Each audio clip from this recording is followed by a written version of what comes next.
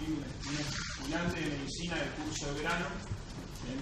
Esta no es la clase completa como debería ser dada. Yo creo que quiero dar nociones básicas de lo que tienen que entender, ¿sí? De las drogas que no pueden no tener en cuenta, que son drogas de uso diario. Más, ahora mismo seguramente algún médico está indicando, inyectando, recetando cualquiera de estas drogas. Bien. Así que tienen que tenerlas siempre en cuenta, tienen que saberlas. Las más importantes las puse, otras se las puedo ir mencionando, vamos a ir viendo, siempre leer de la gente, pero siempre sean concisos, no den muchas vueltas extrañas en esas cosas.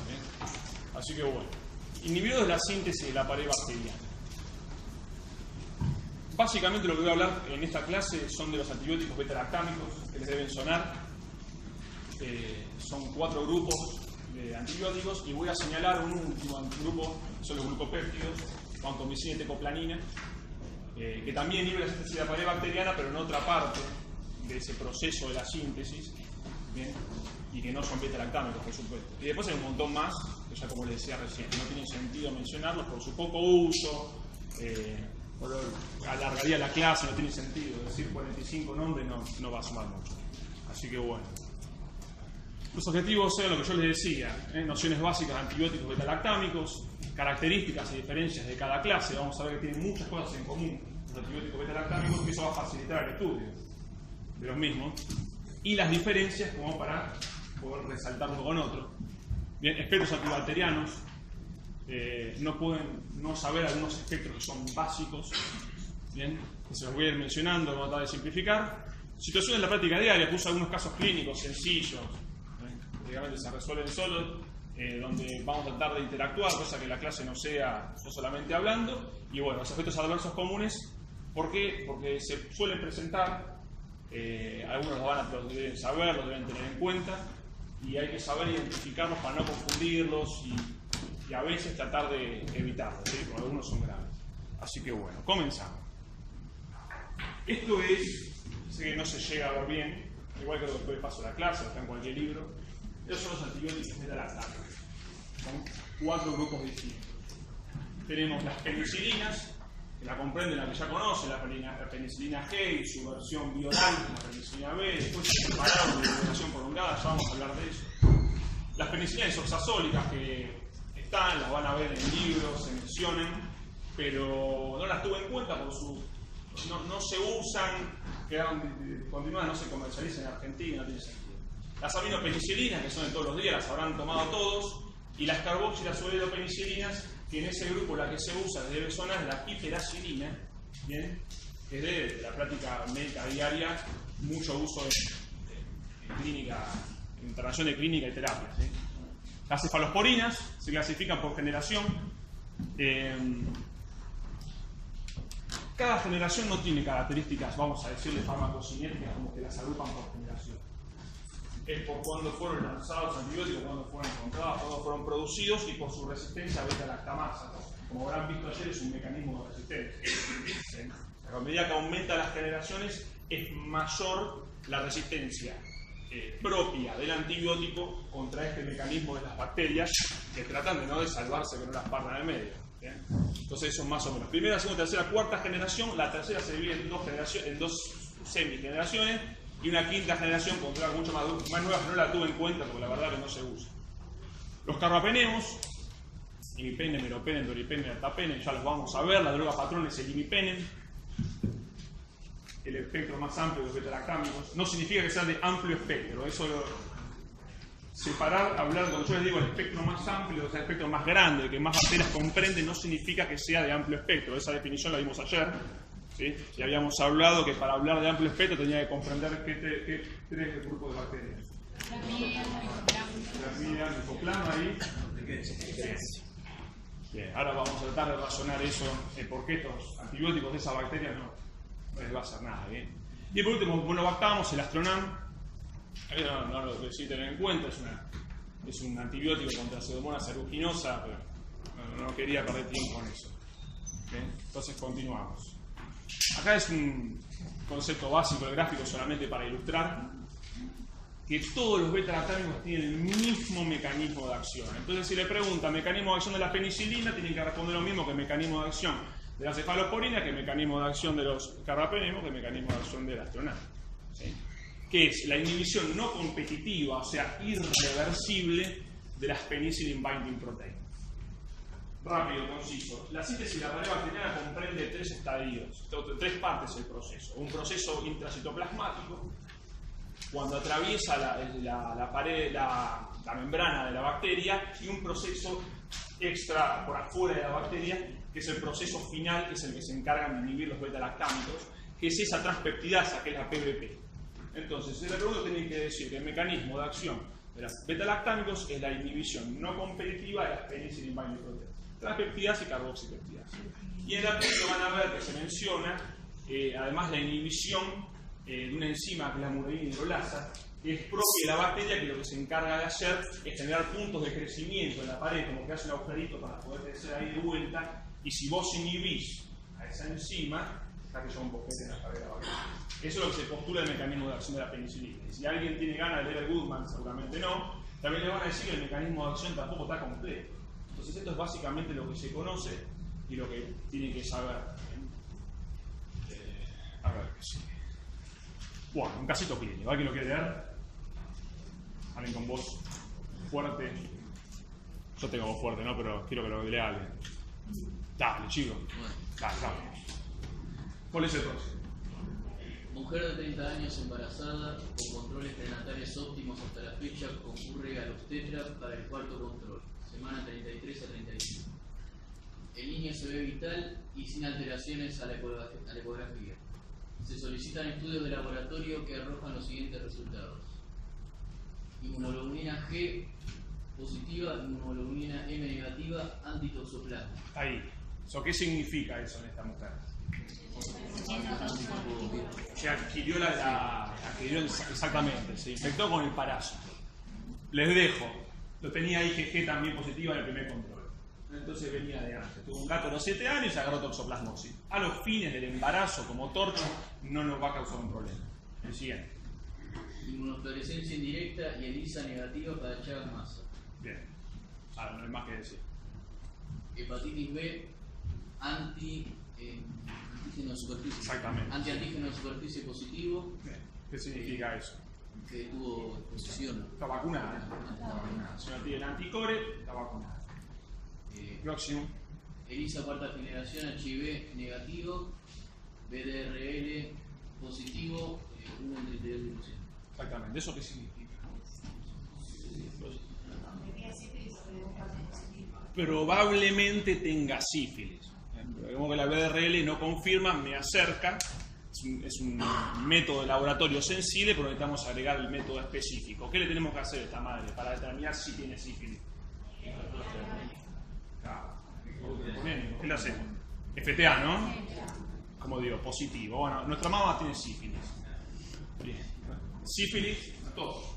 Tenemos riesgo de que el nene termine con graves problemas. O sea, el riesgo postnatal de muerte del nene es aproximadamente el 60%, y lo que le queda con sífilis tardía es, si sobrevive, es horrible. Entonces, para el nene y para la mamá, ¿no? Podemos usar esto. Esto es lo que usamos para tratar a la madre. Y cuando nazca el nene, si me da positiva, el estudio, ¿sí? Penicilina G benzatínica, ahora vamos a ver lo que es, 2.400.000 unidades intramuscular predosis, lo que se usa.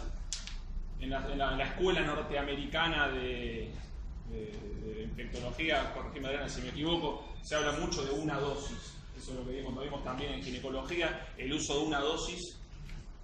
No en el caso de la mujer embarazada, ¿no? Y depende mucho por el nivel de las lesiones, una sífilis primaria, secundaria, ¿sí? Pero acá seguimos usando 3 dosis, y si es una secundaria, 4 dosis. Y para el recién nacido, 100 unidades kilo-día, 2 dosis, o sea, separamos eso durante 10 días. ¿A fin de qué? De evitar que la patología termine dañando al nenito.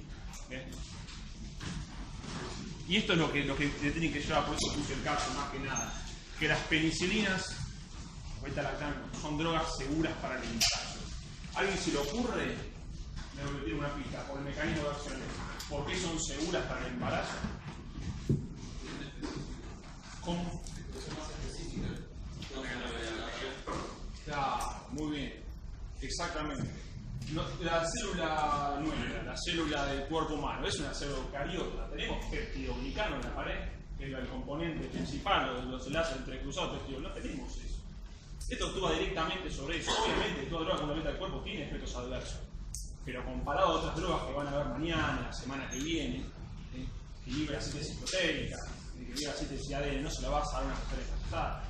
En este caso, como vos estás actuando sobre una estructura específicamente bacteriana, el riesgo es bajísimo.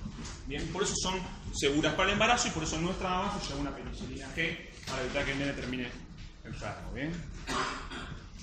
Bien, estos son los conceptos básicos de farmacocinética que se repiten en la mayoría de los beta-lactámicos, por eso digo, no voy a ahondar mucho en conceptos farmacocinéticos porque hay cosas más importantes. Y le mencionaba acá, penicilina G sódica, penicilina G potásica, ¿bien? Y los preparados de liberación prolongada. Ustedes habrán escuchado alguna vez la penicilina G benzatínica, administración intramuscular. Tenemos para dosis bajas, repetidas, vamos a decir de alguna forma, se va liberando de a poco, va disminuyendo durante 26 a 30 días. O sea, si yo quiero en una persona que tiene treponema dando vuelta, dosis baja de penicilina, voy a hacer una intramuscular, se da una vez por semana, en el caso que yo le decía antes de la cita. Distinto sería si, por ejemplo, alguien conoce otra patología, nosotros usamos penicilina, porque no se usa. Se debería usar, pero no se suele usar. ¿Cómo? Una faringite. La faringite, la indicación es una penicilina. ¿Por qué? Porque el principal agente, el estreptopiógeno, es resensible. ¿Qué sentido tiene darle una droga con mucho mayor espectro con el riesgo de generar resistencia? Porque lo habrán visto ayer. Si yo doy una droga con un espectro así, después tengo otra con un espectro así, yo tengo el riesgo que al matar el resto de las bacterias, una haya generado resistencia. Y en un medio donde maté el resto de las bacterias, esa puede proliferar. Y así es como generamos la presencia de bacterias resistentes, básicamente. ¿Bien? Y queremos evitar eso. Por eso siempre, sin indicación, el antibiótico, la droga, con el espectro más simple, siempre que la bacteria sea sensible, por supuesto. ¿Bien? Así que bueno. Sí. Un dato útil para ustedes. En una endocardititis, que responda a algún bicho de estos sensibles, en penicilina, van a ver que usamos 10 millones de unidades. ¿No suena mucho? Por lo menos a cantidad. 10 millones de unidades. Lo mejor que podemos hacer es la conversión a gramos. Acuérdense de esto. 1.500.000 unidades de penicilina equivalen a 1 gramo. ¿Estamos? 1.500.000 equivalen a 1 gramo. Por lo tanto, aproximadamente, si estoy dando 10 millones, ¿cuántos gramos estoy dando? 4,5, sí. ¿Está? Así que ustedes pueden hacer la conversión para entender cuánto están administrando y es 1.500.000 es igual a 1 gramo. La otra cosa que agrego es que esa clasificación de cefalosporinas de primera, segunda, tercera y cuarta, más no es un tal O'Callaghan en el libro del 87 para clasificar en cuanto a la definición de las cefalosporinas que venían de gran positivas, las primeras generaciones, a gran negativas, las de última generación. O sea, a los fines prácticos, nada. A mí lo que me interesa es quién actúa sobre el gran negativo o sobre el gran positivo.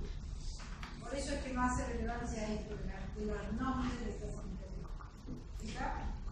Y otra cosa, sífilis terciaria, 20 a 24 millones de unidades.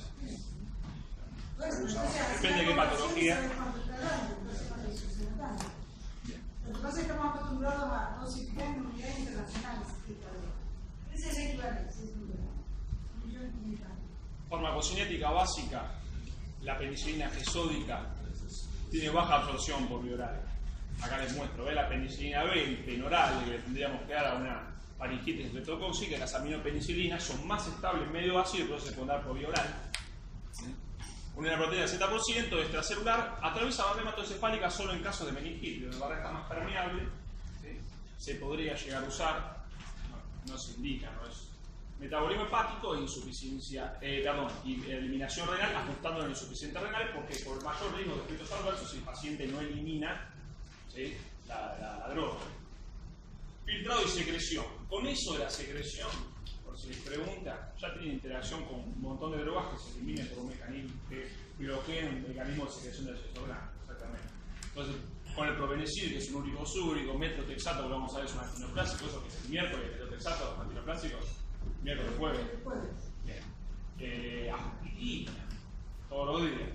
Y furosemida, podemos tener el riesgo de una interacción que aumente los niveles de la droga en sangre. ¿Bien?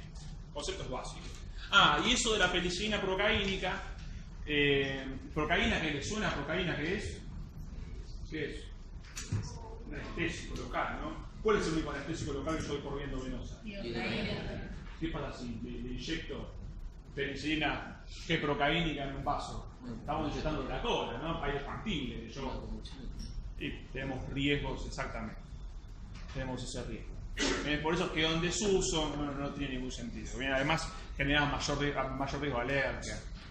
Mucho mejor la benzatina. Bien, efectos adversos. Se repreguntan, son los mismos que se repiten de vuelta para simplificar el estudio en el resto de los beta-lactámicos.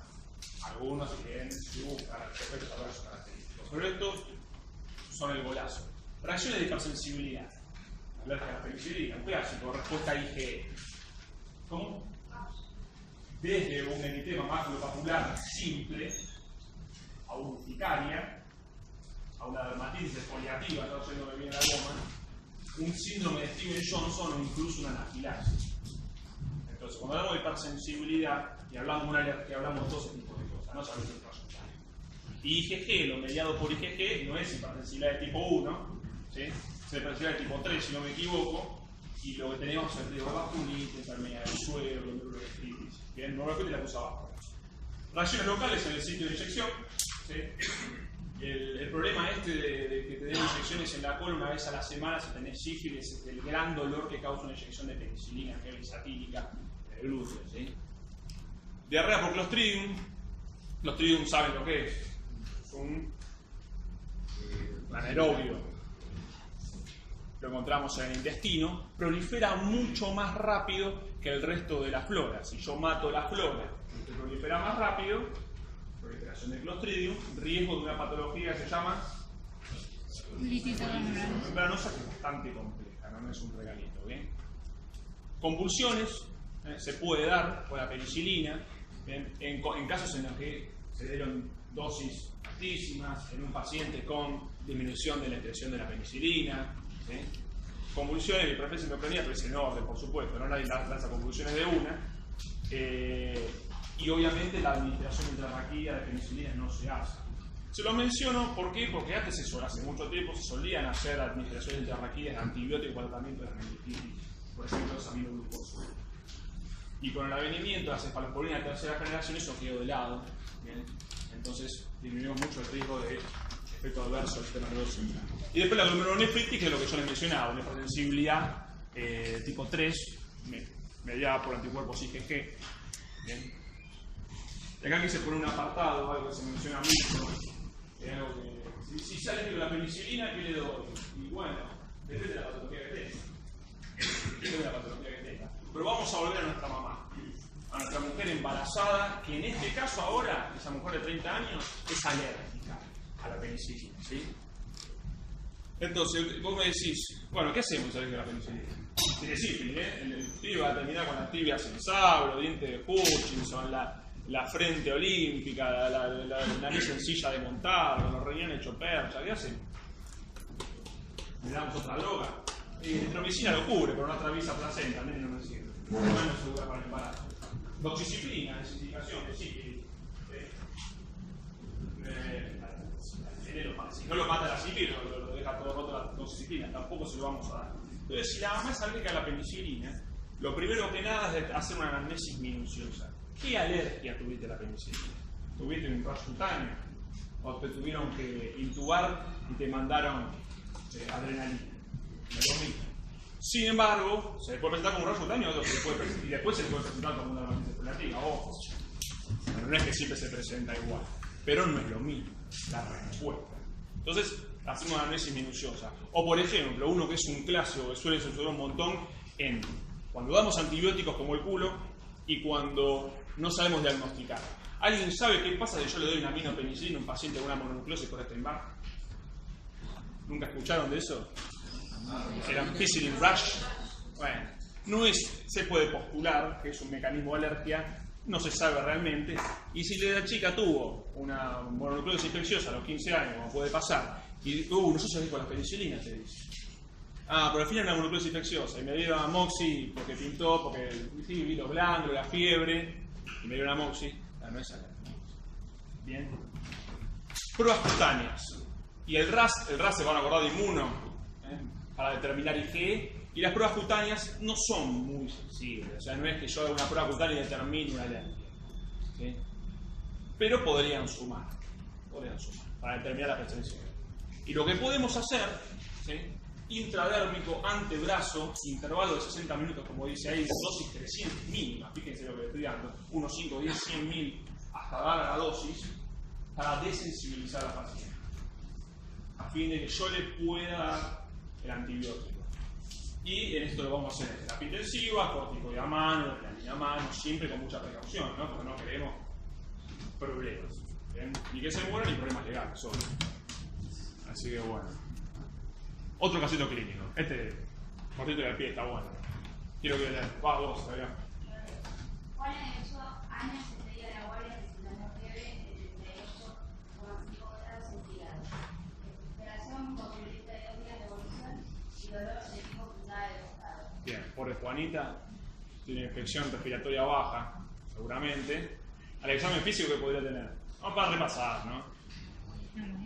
Sí, bueno, sí, tiene una neumonía definitivamente. Al examen físico, matidez a la percusión, ¿no? Vamos a escuchar broncofonía, aumento de las vibraciones vocales. Si tiene un derrame, lo saben, eso sería otra indicación de tratamiento, no quiero irme muy lejos. ¿Bien? Y le hacemos la radiografía, que es lo que corresponde, y nos encontramos con esto.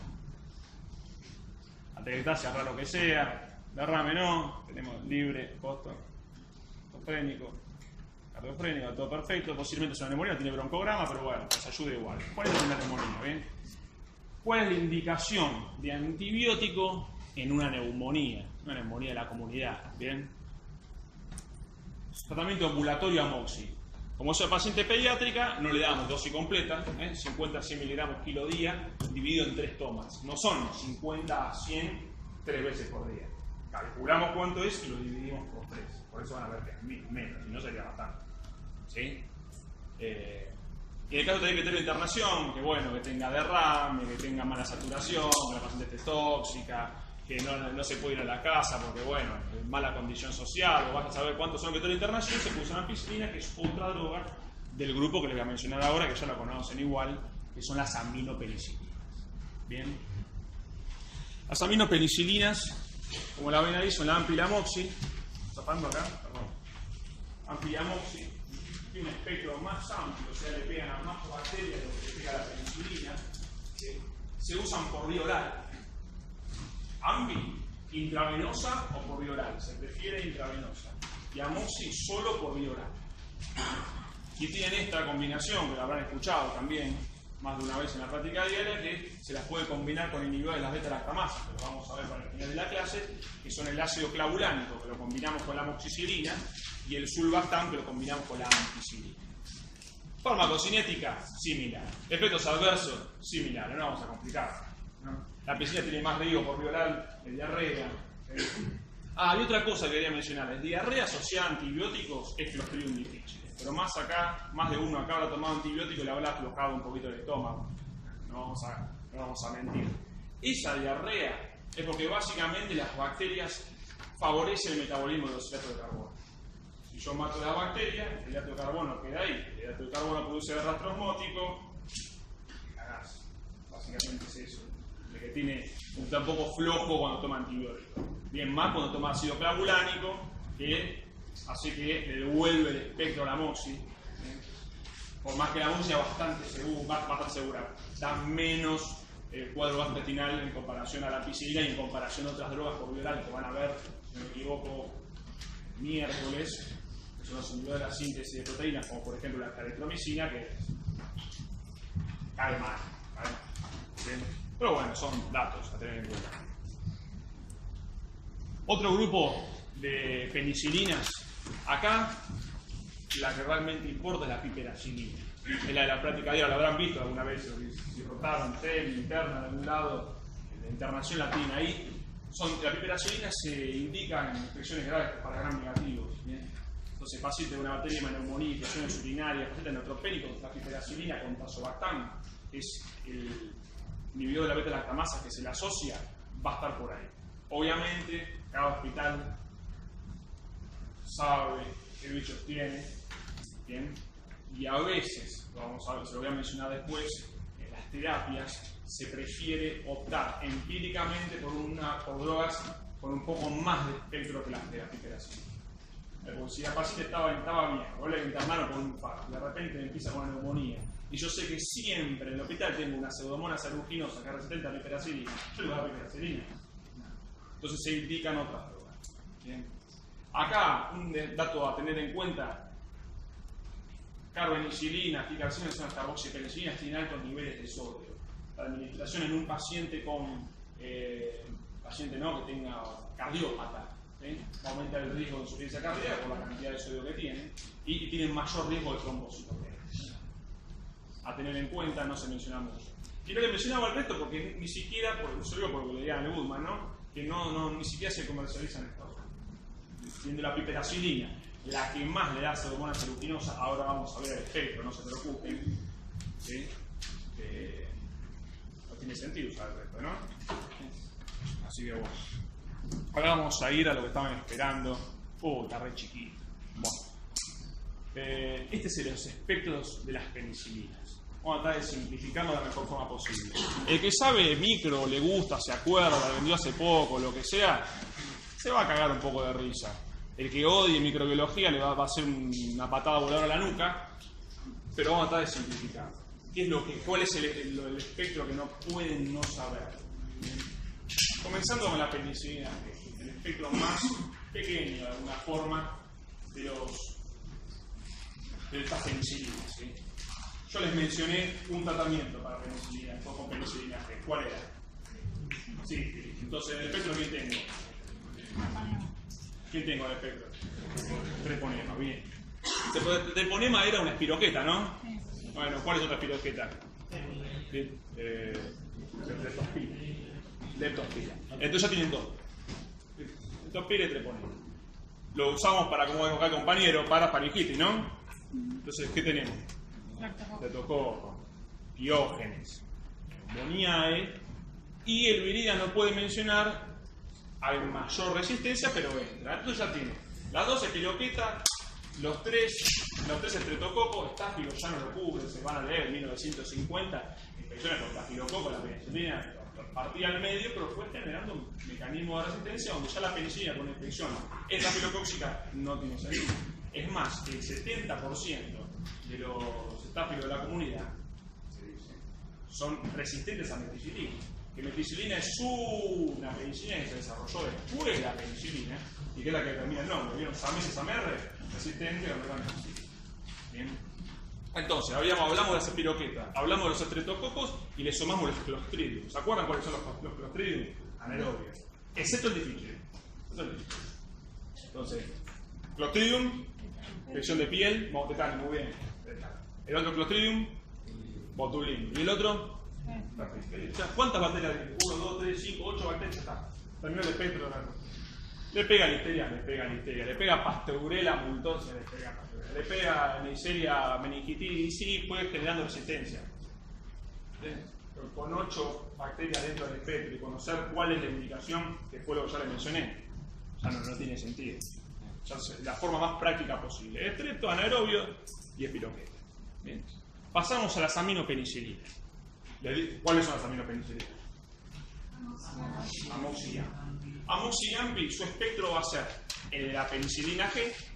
Entonces, si le preguntan el espectro de amoxi, ustedes van a decir espiroqueta, estrepto, anaerobios, estos difíciles.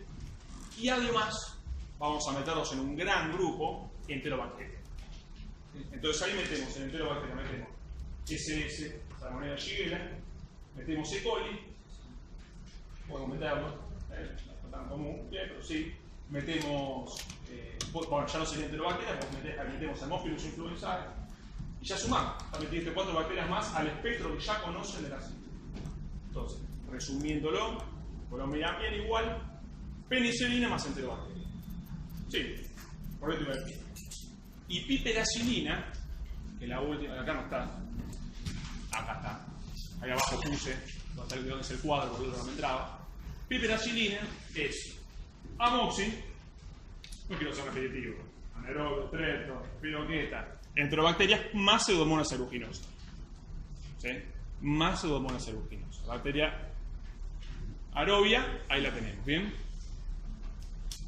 Después le menciona algunas especies de bacteroides, no es importante. Lo que no se puede olvidar es que es piperacilina es pseudomonas, PP. Así es, conciso. ¿Bien? Ese es el espectro de las penicilinas hasta ahora. No parece tan difícil, ¿no? Si lo razonamos, lo tratamos de simplificar, se hace de la mejor forma posible. ¿Bien?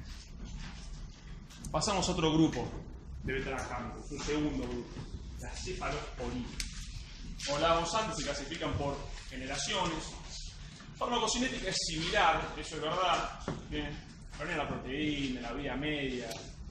Aquí no se la mencioné, la penicilina entre media hora y 2 horas. Varía. Y el problema de yo no puedo ahondar en las cefalosporinas porque cada una tiene su característica especial. Y cefalosporinas hay miles. ¿Entienden? Hay un montonazo. Es más, van a ver un cuadro ahora y ni siquiera están todas. Entonces, la idea acá de las cefalosporinas es simplificar y entender, ¿bien?, algunas características básicas que nos pueden no saber. Bien, después pueden ahondar en profundo si tienen tiempo.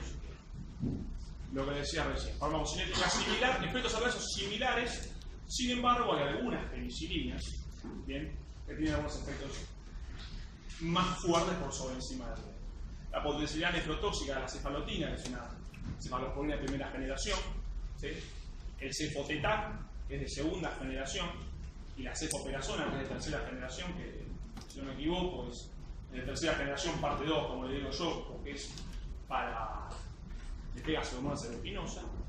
Mayor riesgo de síndrome de sulfirámico, ¿se acuerdan de síndrome de sulfirámico? Bueno, super resaca que causaba el desulfirán, también para pacientes alcohólicos, era un poco malvado, ¿no? Darle desulfirán para que le pegue tanto el alcohol y que no tenga más ganas de tomarlo, bueno, eso le puede pasar. Entonces cuando su amigo se va de vacaciones a Mar este fin de semana le dice, che, no sabés, me están dando ceftriaxona porque tú un gonococo y me quiero tomar todo, y no te diría yo, por las dudas. El riesgo falló con esas dos, pero yo te diría que no, para que vas a pasar mal. ¿Bien? Y después diarrea por Clostridium, que se repite, que es mayor el riesgo que las cefalosporinas. Bien, más con las de oral, por supuesto, porque va directo a la biofase. ¿Bien? El espectro. Ahí le marqué con verde y rojo, abajo lo tienen. Las verdes, las que son por vía intravenosa, y las de rojo, las que son por vía oral. ¿Hay más por vía intravenosa? Sí, miren que las mostré todas. ¿Hay más de rojo? Sí, hay más de rojo. Pero la idea de este cuadro es el espectro. Creo que les mencionó antes Adrián. El espectro de primera a cuarta generación, cómo varía en el grupo de bacterias a las que le voy a pegar. Entonces, la de primera generación se tiene que quedar que le pegan a bacterias gram positivas. ¿Le pegan a gram negativa? Sí, por supuesto. Pero es por sobre encima de todo bacterias gram positivas. Acá tienen estreptococo, ya tienen 3 para mencionar de lo que les mencioné antes, y estáfilo. ¿Qué estáfilo? El meticilino sensible. ¿Sí? Samesi. Que recordemos que era en la comunidad generó resistencia. Entre hospitalarios ya ni les digo. Una cefalosporina de primera generación, un SAMR, le acaricia la espalda. ¿Sí? Entonces, bueno. Ahora vamos a ver una indicación. Van a decir, che, si yo me dijiste gram positivo, ¿por qué se da eso? Bueno, porque también, para ver el espectro, hay un cuadro mucho más completo del apunte, sencillo, cortito, media página, donde lo pueden ver. ¿Sí? Agrego un par. Pero eso es lo que no pueden olvidarse, que a medida de la primera a la última generación, lo que aumenta es la resistencia a la beta-lactamasa y va de gram positivos agregando gram negativos. ¿Sí? La de segunda generación, ahí la tienen, ya había mencionado una antes, cefoproxina, cefoproxila, son un montón. Y el tema es que tiene el espectro y le suman al de la primera generación los gram negativos. Pero fueron desplazadas, ¿por qué? Y porque tengo las de tercera generación. Más de esa penicilinasa, mismo espectro. Mejor, ¿para qué voy a decir solo las de segunda? Como potenciadas. ¿Bien? Entonces nos saltamos directos de la tercera generación, donde lo que vamos a hacerle es sumar a lo que ya mencionamos de antes, Neisseria gonorrhoeae, Neisseria meningitidis, ¿sí? Tenemos Pseudomonas, Enterobacterias. Si se acuerdan, ahora vamos a ver, algunos ya les mencioné antes la ceftriaxona en un gonococo. Si saben que la ceftriaxona se usa para una gonorrea, que la ceftriaxona, que es una tercera generación, se usa para una meningitis, ya tienen 3 agentes comunes de meningitis y tienen el agente de la gonorrea, para saber del espectro. ¿Entienden más o menos lo que voy? Si saben cuál es el agente de la patología, y yo les digo que ese antibiótico se usa para esa patología, pues lo tienen dentro del espectro. ¿Bien? Entonces, ¿cuáles son los principales agentes de la meningitis? En una persona de 5 a 60 años, no nos metamos con cosas más. Neisseria meningitidis, Haemophilus influenzae y Estreptococcus pneumoniae. Ya tenés 3 del espectro. Después dicen el resto de los estreptococos, un par de enterobacterias, Pseudomonas, simplificado el espectro de la cefalosporina de tercera generación. Y después tenemos la de cuarta generación, Cefepime, Cefepima. Hay un par más que son exactamente igual, similar, un poquito más, un poquito menos. Cambia, depende, un poquito más resistencia, un poquito menos, pero tienen en general más resistencia a las beta-lactamasas. Son un mecanismo de resistencia, yo lo digo bastantes veces, de las bacterias. Entonces se usa, Cefepime, que se lo voy a mencionar después igual, es una indicación en enfermedades intrahospitalarias complejas. Es lo que vamos a tener a mano. ¿Quedó claro esto? ¿Va claro hasta ahora? Quiero que más o menos se entienda. ¿Sí? Buenísimo. Obviamente no se van a ir a casa viendo el espectro, ¿sí? Pero la idea es que anotándolo, lo que yo les digo, a partir de eso, poder simplificar el estudio. Lo puse abajo. Verde es vía intravenosa y lo rojo vía oral. Para mencionar ciertos datos de farmacocinética. ¿Bien? Acá, bueno, esto ya lo dije, bueno, ¿no? Pero hay que leer el casito clínico. Sí. Vamos, vale, vamos de vuelta, todo. Paciente masculino de 24 años de edad con fiebre de guardia, recibiendo insulia, salidas verde amarilla por la oreja. Argumenta no ser pediátrico de tratamiento de enfermedades sexuales. Se decide tomar nocta para el déficit abundante estreptococos gram anaerobios. ¿Qué tiene nuestro amigo? Una uretritis gonocóxica, ¿bien? Se ve no complicada porque todavía no le afectó testículo, ¿no? Hasta ahora zafa, ¿bien? Y el tratamiento de este paciente, yo que les mencioné antes, ¿cuál era? ¿Alguien se acuerda? Ceftriaxona intramuscular, corréjame si me equivoco, la dosis 125 miligramos, única dosis. Entonces, sigue de fiesta con una sola dosis de ceftriaxona en la cola, ¿bien? Obviamente este paciente se lo va a estudiar por el resto de enfermedades de transmisión sexual y un montón de cosas más, ¿no? Y es de práctica médica habitual agregarle a este paciente acetromicina, única dosis vía oral, 1 gramo, por si la gonorrea, la uretritis gonocóxica, me tapa una uretritis no gonocóxica, una clamidia, ¿bien? Porque la gonorrea, la ceftriaxona no le va a hacer nada a la clamidia, porque la clamidia es intracelular. ¿Para qué va a dar un inhibidor de la síntesis de la pared? Por eso no son de amplio espectro, que es lo que les mencionaba antes. De amplio espectro porque no tienen pared, o sea, no sintetizan para eso. Acetromicina, por eso es un dato clínico. Igual la acetromicina es una droga de un inhibidor de la síntesis proteica, que lo van a ver la semana que viene. Tienen todo el fin de semana para reventarse a palo con esto. Bien. Algunas indicaciones de cefalosporinas, para no quedarnos cortos, ya les mencioné algunas, les menciono un par más. La cefasolina, profilaxis en temperaturas expuestas, 3 a 5 días, dependiendo de cuánto tiempo estuvo expuesta. Cefalexina, que es lo que le dije, esto me van a decir algo. Es una cefalosporina por vía oral de primera generación. Se usa para infecciones urinarias en niños. Y vos me decís, pero me dijiste que era gram positivo. Y las infecciones urinarias tienen generalmente el 90% es E. coli. Bueno, por eso les digo que también cubre gram negativos, son seguras, no hay ningún problema. Y para infecciones de piel y parte blanda, porque cubre esa mese. Volvemos a lo mismo, sobre todo repetitivo ya. Hablé con mi abuelo. los estafilococos de la comunidad tendieron a generar resistencia. Por eso depende, ya se agregan otros antibióticos que van a beneficiar la cruzada. Cetración de cefotaxima, tercera generación para la meningitis, parenteral, ¿sí? Cetración de gonorrea y cefepime, lo que les mencioné, infecciones intrahospitalarias complejas, cuarta generación de cefalopólitos. Bien, ya vamos a avanzar. Los carbapenemas. ¿Puedo hacer un comentario? Sí. Chicos, que todo lo que él dijo, correcto, lo que usamos actualmente, tomen nota. Les digo lo que vamos a hacer, que es la cefalosporina, ¿estamos? Cefalexina, como mencionó recién, vaporeoral. Agrego uno que se llama cefadroxilo. Cefadroxilo, que también vaporeoral. Voy a repetir gran parte de lo que él dijo, pero las que estamos usando exactamente. Después tenemos cefasolina, y no estamos usando actualmente, que es lo mismo, ¿no? La cefalotina, pero sí usamos cefasolina en lo que es la flor del clavo, de la parte ósea. Y en el postoperatorio de cadera usamos cefasolina.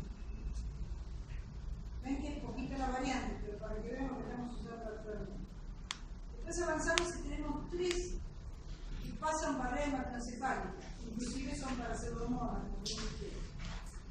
La característica que pasa barrera hematoencefálica nos cambió la cara en infectología por la patología de gram negativos o la meningo encefálica. ¿Qué son? Ceftriaxona, ceftazidime o ceftazidima y cefepime. Estas 3 que además la menciona con pseudomonas y todo lo que como todo, por supuesto, las tenemos siempre en la manga, como también dijo. Cuando tenemos sensibilidad para un espectro, empieza. A ver, las cefaloporinas, ¿de acuerdo a esa generación que yo les dije que sirve nada más que para hablar de cuándo la crearon? Terapéuticamente lo que nos interesa son las que van de gram positivo a gram negativo, como bien las mencionaron, que son la primera o la cuarta generación. Las penicilinas, fíjense que pasa algo similar, avanzan de gram positivos hasta aparecer en gram negativo. La hiperacilina, que mencionaron, es activa sobre el gram negativo multiresistente. O sea, van avanzando, la medida que la van corriendo, viene como lo puso él en todo el efecto. Ahora, en la cefalosporina, dije ceftriaxona, ceftazidima y cefepime, la usamos porque atraviesan barreras hematoencefálicas y nos ayudan mucho en las grados negativos y las líneas. Quiero simplemente comentar lo que estamos usando ahora. Recuerdo que les había dicho, perdón, que hago un paréntesis con respecto a las quinolonas, que ayer estuvieron hablando, y claro, obviamente la ciprofloxacina y la levofloxacina se llevan los laureles. Y en un tercer plano está la norfloxacina, hay vaporeoral o vaporeoral, pero bueno, es más chico la cantidad de quinolonas que usamos con respecto a esto. ¿Está claro? Comento lo que usamos como para que vean lo que hay en este momento del juego. Bien lo de gonorrea, bien, correcto. Hay variantes en la dosis porque a veces se necesita un poco más de tiempo de tratamiento, según cómo viene contaminada la hemoglobina. Y algo que me olvidé de decir, vieron que les dije que las de tercera generación, yo digo las divido de tipo 1, tipo 2, o parte 1, parte 2, porque no todas las de tercera generación tienen su espectro de las pseudomonas aeruginosa. La segunda parte, para decirlo de alguna forma, ceftazidima y cefoperazona, que la mencioné al principio de la parte de cefalosporinas, tienen mayor. ¿Sí? Igual lo dice ahí el cuadrito del espectro, lo pueden ver. Hoy día, sobre pseudomonas aeruginosa. usamos mucho con la dicha intrahospitalaria, en las diapositivas, en la lucha, que tenemos una lucha importante, pero bueno. El secreto, gran parte de lo que se empieza por pequeño.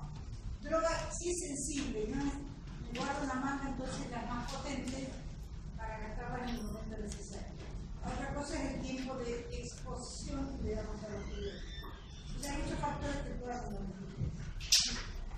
¿Qué se lo dijiste? Pseudomonas y Bien, los carrapenemos, ya veníamos hablando antes, les conté más o menos la clasificación, el imipenem, la droga patrón, ¿sí? Tiene ciertas características que vamos a hablar ahora.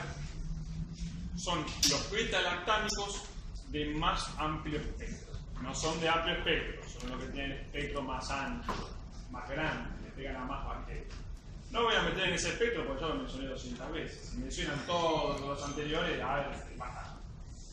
¿Sabes por qué? Lo digo para no dar mucho de nombre, se torna cansador. Ya me están escuchando que es bastante cansador. A ver, el nombre de bacterias, perdóname, va a ser muy tedioso. Entonces, apoyo intravenosa son drogas con las que no se va nadie a la casa. ¿Bien? Son de uso generalmente terapia intensiva, pacientes con infecciones graves, que ahí lo tienen. Infecciones de la cefalosporina. Ya avanzamos un poquito más y caemos de vuelta en lo que les mencionaba antes. Cada terapia intensiva sabe que tiene y por ende algunas veces caen directo acá. La idea sería, cuando yo no sé, es ir avanzando de a poco y esperar, por supuesto, que todo el antibiograma. Tengo un antibiograma, ya sé lo que le tengo que dar. Elegir, obviamente, lo mejor para ese paciente con el menor espectro posible. Es así. Bien. Pasamos. Bien. Esto básicamente es todo lo que van a tener la diapositiva de carrapeneos, pero es un poco más. El imipenem, droga patrón, se los había dicho, por vía intravenosa, se administra con cilastatina. Cilastatina vendría a ser el Robin del imipenem. ¿Por qué? Porque el imipenem es degradado por las dipeptidasas. Son unas enzimas presentes en la pared del túbulo a nivel renal que disminuyen la cantidad de droga en el sistema. Baja la disponibilidad porque lo metaboliza rápidamente. Entonces la cilastatina se mete ahí en el medio, exactamente, me aumenta los niveles de imipenem. Y al mismo tiempo me reduce la nefrotoxicidad, que es una característica de efectos adversos de los carrapenemos. Entonces, imipenem y cilastatina van de la mano, no los puedo no dar juntos. Y el imipenem tiene mayor riesgo de nefrotoxicidad y mayor riesgo de convulsiones. ¿Se acuerdan cuando hablé con la penicilina con las convulsiones? Bueno, esta tiene 1,5% de riesgo de convulsiones, entonces 1,5 pacientes de 100 que trate con imipenem me pueden empezar a bailar en la cama, ¿bien? Esos son los datos a tener en cuenta básicos. Los otros carrapenemos que hay, ¿bien? Se usa mucho, es el meropenem, ¿sí? Que básicamente es lo mismo que el imipenem, mismo espectro, obviamente el mismo mecanismo de acción, pero no se usa con cilastatina, ¿sí? Tiene menor riesgo de convulsiones y es más activa contra las hormonas aluginosas.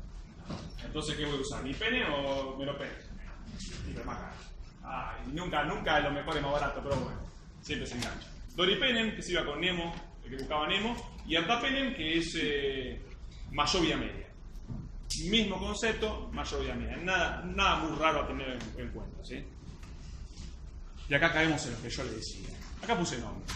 Guille, ya nadie quiere leerle yo. Guille, 45 años de edad, diabético, mal de tratamiento, internado en terapia, una descompensación de todo metabólico. Hasta ahí, bien. La tercera internación presenta fiebre de 39 grados sin foco evidente, se los policultiva por ende sin ese tratamiento médico. Esto es algo que yo vi.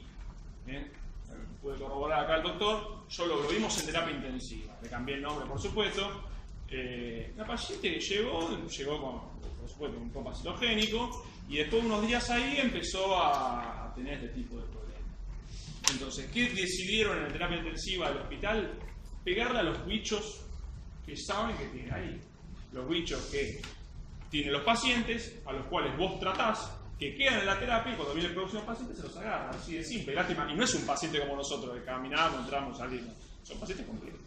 Nos operaron, politraumatizados, no es un regalo. Entonces es una puerta abierta que me venga cualquier cosa, un restrepilococo resistente o una pseudomonas resistente y me lo catapulté hacia el cielo. ¿Bien? Entonces acá tenemos, ¿qué va a recibir en este caso? Esto es controversial. Meropenem vancomicina. Eso fue lo que decidieron hacer ahí, en ese hospital. ¿Le podemos sacar con piperacilina? Sí. ¿Puedo darle cefepime? También. Obviamente, después del cultivo, con antibiograma, ahí voy a decidir y bajar la droga si es que es necesario, si la sensibilidad de la bacteria aislada me permite bajar. Si no, seguiremos con esta super combinación. Al paciente obviamente no es gratuito, pero que posiblemente le salve la vida. Y ahí ven la vancomicina, que yo les había mencionado al principio, que no es un beta-lactámico, ¿sí? Sino que es un glucopéptido, que acá está. Es un beta-lactámico, es un glucopéptido, no lo confundamos. Es una droga vieja, se empezó a usar porque empezaron a aparecer bacterias resistentes, básicamente, ¿sí? Y dentro del espectro, lo que no pueden olvidarse son los primeros 4. ¿Por qué? Pues tratamiento. Paciente con infección interna, una infección de piel y partes blandas, va a una banca. Tiene una endocarditis infecciosa, corríjame si me equivoco, por estafilococo intrahospitalario, a banco. Lo mismo que una meningitis, a banco. ¿Sí? Estreptococos, obviamente levantarse, le pego estafilococo, le pego un estreptococo. Enterococos, vamos a ver, o lo van a ver la semana que viene, sí, en el video de la síntesis proteica. Incluso hay enterococos y estafilococos resistentes a vancomicina. Vamos boletas, ¿verdad? Y Clostridium, incluyendo el difícil. ¿Sí? Incluyendo el difícil. Entonces al espectro básicamente acá lo tienen. Salmonella, enterococo, Clostridium, incluyendo el difícil, el resto de los Clostridium y los estrés. ¿Simple o no es simple? Perfecto. Ahora, algunas características a tener en cuenta, ahora vamos a ver los efectos adversos. Por vía oral o intravenosa, por vía oral no se absorbe, por ende lo voy a usar en biofase. ¿Para qué lo voy a por vía oral? Sin embargo, acá tiene un par de datos. Cuando cursé el Muniz, nos dijeron que no tenían vancomicina por vía oral y que le daban la intravenosa con una jeringa por boca. Y hace poco, esto me genera controversia, yo a veces lo que voy a decir levanta muy poco, pero leo mucho Medscape, y la FDA aprobó recientemente una nueva formulación por vía oral de vancomicina. Si alguno lo quiere leer, ahí lo tiene, si quiere lo subo al grupo. Bien. Aprobó una nueva formulación, o aprobó la vía oral, la verdad no sé, porque la FDA actúa de esa forma. Van a ver la semana que viene cuando hagamos tratamiento para Chagas, que aprobó el año pasado recién la FDA el Benidazol. Es una de las drogas que teníamos para tratamiento de Chagas agudo. Y Chagas Benidazol, ¿hace cuánto se usa? 20 años, 15 años. Y le aprobó la FDA la semana pasada, hace un año. ¿Por qué? Y porque a los yankees le cayó el Chagas. ¿Entienden? No crearon el muro, no pusieron el muro todavía y le cayó el Chagas. O sea, che, aprobamos el Benidazol, pero está haciendo. Bien. Y acá, bueno, acá tienen vida media de 7 horas que se prolonga en caso de insuficiencia renal y que por supuesto me va a hacer insuficiencia renal, siendo que el mecanismo de excreción de la vancomicina aumentar el riesgo de efectos adversos, que son los siguientes. Bueno, en realidad me salté, quedé mal. Ese es el mecanismo de acción, perdónenme que me olvidé de decírselo. No es un beta-lactámico, ¿sí? Actúa en un paso antes de la síntesis de la pared bacteriana, no inhibe el cruzamiento de peptidoglicanos, sino que lo que hace es evitar que el nucleótido de par, que es esa estructura de alguna forma, que es la que sale extracitoplasmática para formar la pared bacteriana, inhibe su unión al carrier. Hay un carrier en la membrana del citoplasma, de la membrana citoplasmática, celular de la bacteria, y que inhiba el carrier que sea el nucleótido de par. Entonces yo les digo, si tengo un paciente complejo, como el de la terapia intensiva de AME, viene bien mezclar un meropenem con una banco, de su mecanismo de acción, potencia el efecto, uno actuando, uno actúa después. Y si bien se usa, porque lo escuché muchísimas veces, se combinan beta-lactámicos. Y yo les digo, a los fines del mecanismo de acción, es inteligente, por decirlo de alguna forma, combinar beta-lactámicos. Y no tanto. ¿Por qué? Y porque, por ejemplo, Staphylo tiene 4 ppb. Y E. coli, por ejemplo, tiene 7 ppb. Por ejemplo, ¿no? Y cambia, varía de la cepa, es 250.000 cepas. Si yo pongo, por ejemplo, una cefalosporina y una penicilina que le pega la misma ppb, ¿me sirve? No. Hay combinaciones que se ve que se usan, la verdad acá ya es hablando más del humo, que se ve es porque le pegan otras PPP, o que desde la práctica clínica y no corroborado de forma científica, sirve. Me da mejor respuesta terapéutica. Pero que, sin embargo, el mecanismo de acción, lo que yo le decía, lo que podemos razonar, no tiene mucho sentido. Sí, con la banco, o actúa en otro lado. Se produce un sinergismo de potenciación en el efecto terapéutico. ¿Bien? Perfecto. Y ahora sí. Bien. Precauciones y efectos adversos. Esto es repreguntado, recontrapreguntado. Relacionar 3 efectos adversos de vancomicina. Lo primordial, si vamos a dar por vía intravenosa, recordando que la formulación oral no es más cara, no está tan cerca, y generalmente se usa por vía intravenosa, la precaución es administrarla diluida, solución fisiológica y en goteo lento. ¿Para qué? Para evitar ese primer efecto adverso. ¿Sí? El síndrome del hombre rojo. Convertirse en el malo de Capitán América 1, ¿vieron? Bueno, ese. El síndrome del hombre rojo, por toxicidad los mastocitos. Grandes dosis de penicilina, de vancomicina de una, producen pues, rojo de la cabeza. Nefrotoxicidad, lo que mencionaba antes, hay que ajustarlo, tenemos insuficiencia renal. Ototoxicidad, grave interacción, más si tenemos en cuenta que los que van a ver, no mañana, el miércoles de vuelta, como los aminoglucosas son recontra tóxicos y combinaciones que van a salvar la vida del paciente lo pueden terminar dejando con pérdida de la capacidad auditiva. Hipersensibilidad, que en este caso no es comodín como pasaba antes con las penicilinas, y trombocitopenia.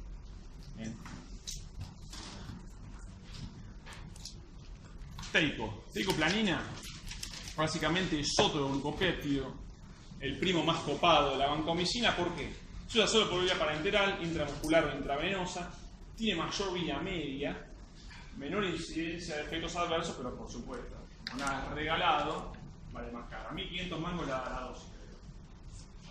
Es barato. A mí me gusta andar mucho en los precios porque vemos cómo se traduce a la salud pública, ¿no? Cómo se traduce a la salud pública. Hay cosas que cuando tengo conmigo, que esté conmigo en el práctico o en otra clase, hay cosas que valen 80 lucas, 150, 250.000 pesos, una cosa de otro planeta que, bueno, te salvan la vida, pero obviamente la salud pública es más complejo. Por ejemplo, como pasan los tratamientos para hepatitis C, los más nuevos son 1 millón de pesos. La hepatitis C ahora se cura. El Anderson se curó, la hepatitis C se cura, pero los tratamientos son que se puede curar para el Anderson, que tiene $. El pobre tipo que tiene hepatitis C, que vive en medio de la pampa húmeda, y ese está condenado a terminar cirrótico, ¿no? Con un hepatocancino, lamentablemente. Porque es difícil entrar en las categorías que señala el Ministerio para administrar las drogas a esos. No estoy por la junta. Pero bueno, teicoplanina. Estas drogas. Perdón, ¿no? Sí. La teicoplanina, no sé si lo comentaste, la diferencia con abajo, que es igual en todo. Sí, pero mayor vida media, y parenteral solamente, y menor incidencia de efectos adversos. Pero ahí va, lo parenteral, la teicoplanina la podemos usar intramuscular. Entonces, si yo estoy medicando a un paciente con vancomicina internado, lo mando a casa con internación domiciliaria para continuar tratamiento. Una variante que tengo es que si se sale la vía, es muy costoso poderlo aplicar y demás, es pasarlo directamente a teicoplanina intravenoso con intravenoso, y eventualmente, si me pasa eso, lo puedo dar intramuscular. Esa es la diferencia fundamental con la macro, la única, pero importante del proceso. Las dos van por intravenoso, pero hay una que va por intramuscular que es la teicoplanina. ¿Sí? Una razón de protección del día. No importa. Sí. Bueno. Y esto lo dejé para el final, para que se quede claro, porque el libro, el apunte lo puede poner al lado de los beta-lactámicos, que son los inhibidores de la beta-lactamasa. Ya les mencioné más o menos por qué se combinaban.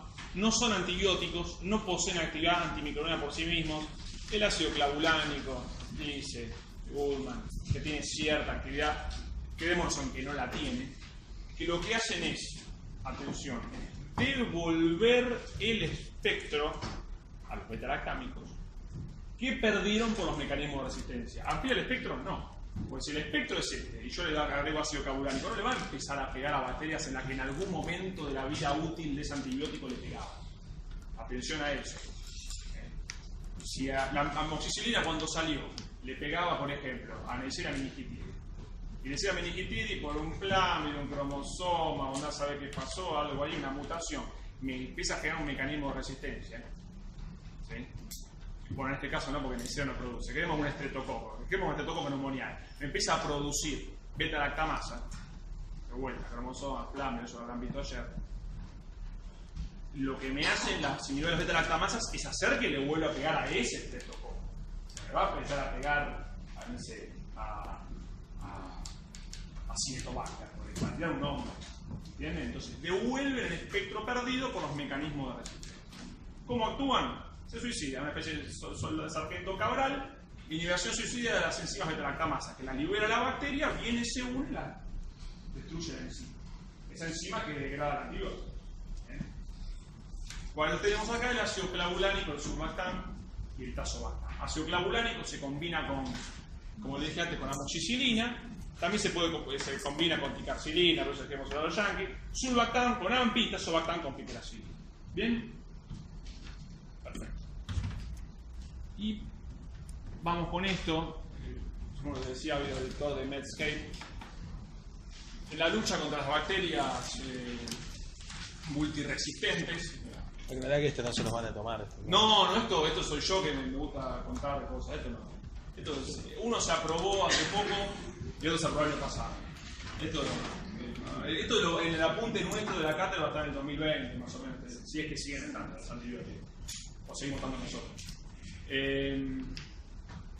Como les decía, ha habido lector de Medscape, les puse a mirar esto, si quieren después le paso. El Access Data de la FDA, que está en internet, pueden buscar. El de arriba se llama Avicaz y el de abajo se llama Omere. Y les decía, en la lucha contra las bacterias se genera un mecanismo de resistencia. En este caso, el Avibactam y el Vaborbactam son nuevos inhibidores de las beta-lactamasas, sumados a los que mencionaba recién. ¿Sí? Le mencioné esto porque me parece interesante, más que nada, ¿no? Que lo que hacen es devolverle a los respectivos antibióticos, que ya más o menos los conocen, meropenem, carbapenem, la ceftazidima, la cefalosporina de tercera generación, parte 2, devolverle el espectro contra algunas bacterias que hagan resistencia. Entonces, ese ceftazidima avibactam, ¿aprobado para qué? Ya se aprobó antes para otras cosas, pero se aprobó recientemente para el uso en infecciones respiratorias asociadas a respirador o intrahospitalarias complejas por pseudomonas aeruginosa, ceftazidima avibactam. Tiene mejor respuesta. Por eso fue aprobado, obviamente, ¿no? Y el meropenem vaborbactam, 5% mayor de respuesta en infecciones urinarias complicadas, una pielonefritis, por ejemplo, que causadas por Klebsiella KPC, Klebsiella productora de carbapenemasas, es una Klebsiella que degrada carbapenem, meropenem. Yo le agrego el vaborbactam, inhibo esas carbapenemasas y le devuelvo al meropenem la capacidad de matar a esa Klebsiella. Entonces, tiene mejor respuesta en lo que respecta a los bichos a los que le dan. Así que bueno, creo que fui completo. Ayer habrán hablado, no lo mencioné esto, perdón, me olvidé, que los beta-lactámicos son drogas bactericidas y que su efecto se potencia con el tiempo de administración, distinto a los aminoglucosos, que lo van a ver miércoles, que potencian su efecto por la dosis. Bien. Así que bueno, ¿alguna consulta? ¿Algo que les haya quedado no claro? El negro sube el video, espero que les sirva.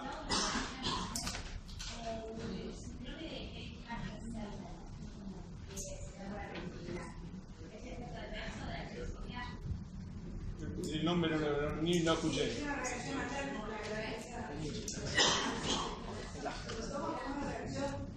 La patada del grupo Bielsa. Lo que sirve es la azul, bastante incompleta, más oral. Aparece tan rápido.